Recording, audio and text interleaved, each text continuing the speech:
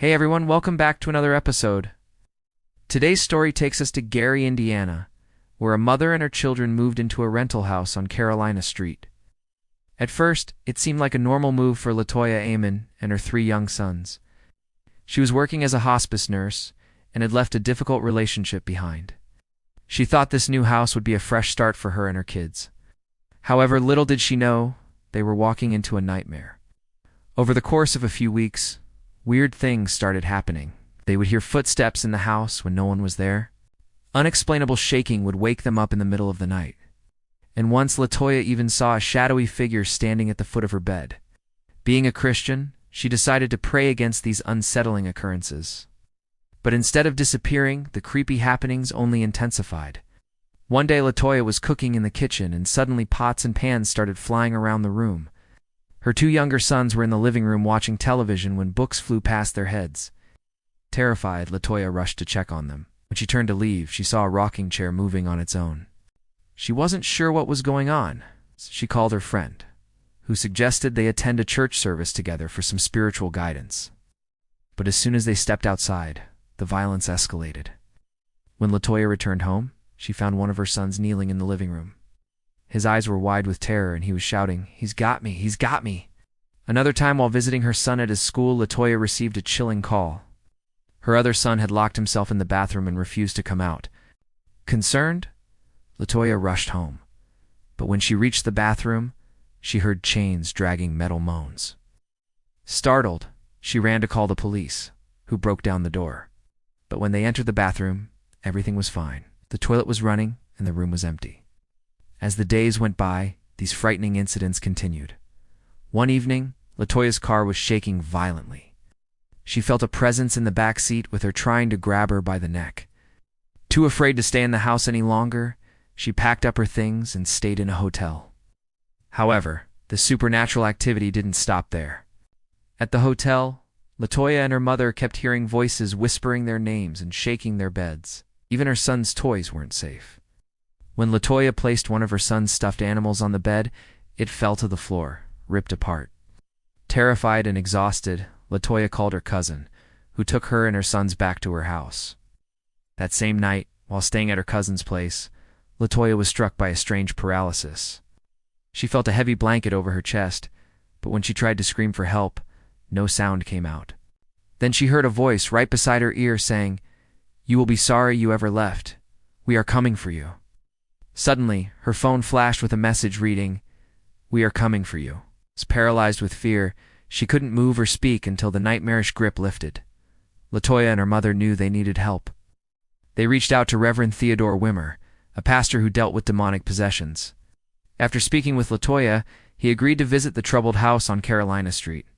He entered the house and immediately felt a cold, evil presence. While praying, he could feel the air growing colder around him, and a strong wind suddenly swept through the house, shaking the windows. Next day, the pastor gathered his team, and they returned to the house. He blessed each room and performed an exorcism, but the demonic entities seemed unfazed.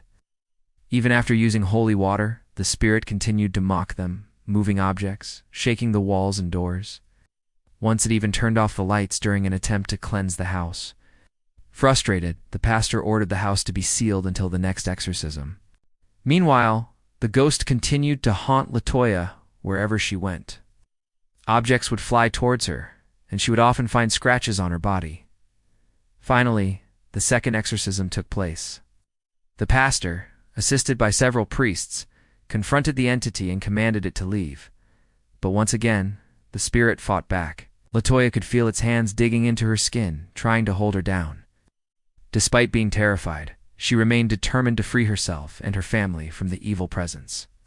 Following the exorcism, things were relatively quiet, but not peaceful.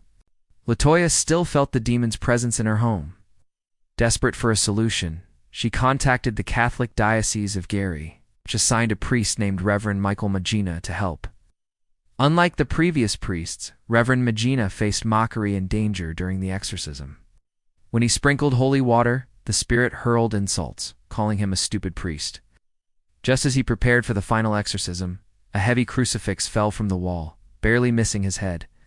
Despite the threats, the third and final exorcism began.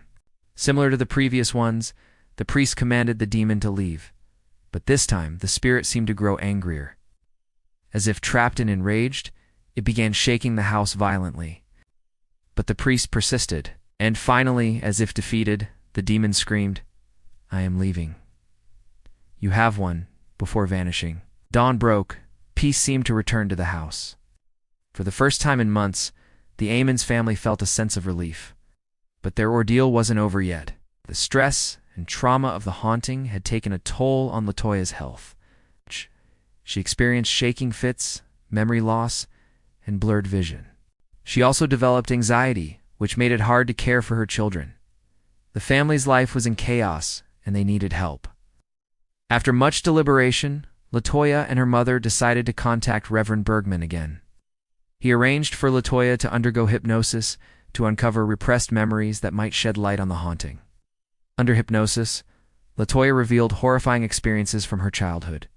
She remembered a family gathering at their previous house where her uncle had brought a mysterious black bag. Later, she discovered the bag contained occult items, including dolls. As she delved deeper into her memories, she learned that her great-grandmother had practiced voodoo rituals. Grandmother, too, had shown interest in Satanism. These revelations hinted at a possible explanation for the demonic activity following them to their new house. Determined to protect his client and her family, Reverend Bergman performed an exorcism on Latoya to remove any lingering demonic influence. However, the battle between good and evil was far from over. The presence in the house was still causing trouble. The priest decided to use a video camera to capture evidence of the haunting. The spirit seemed to enjoy the attention, moving objects around the room, shaking the camera, and interacting with the priest.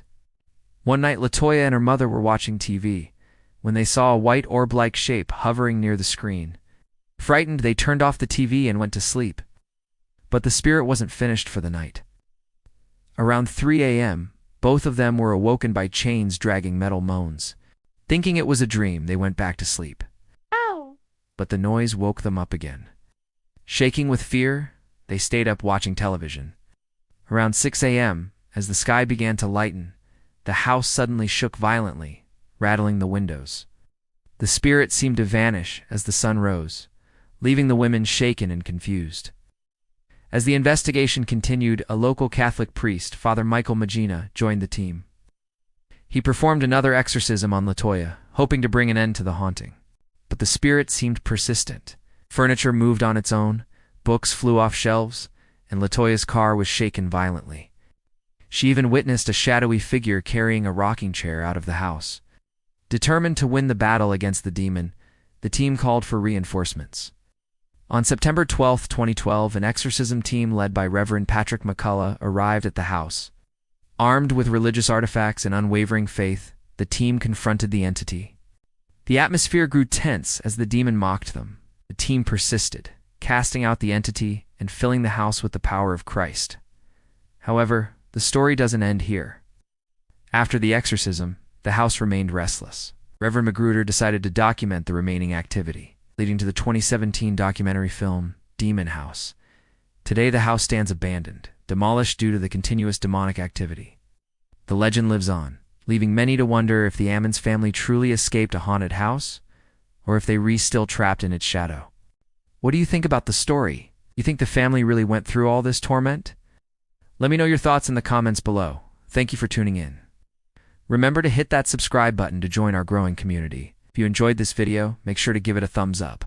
See you next time.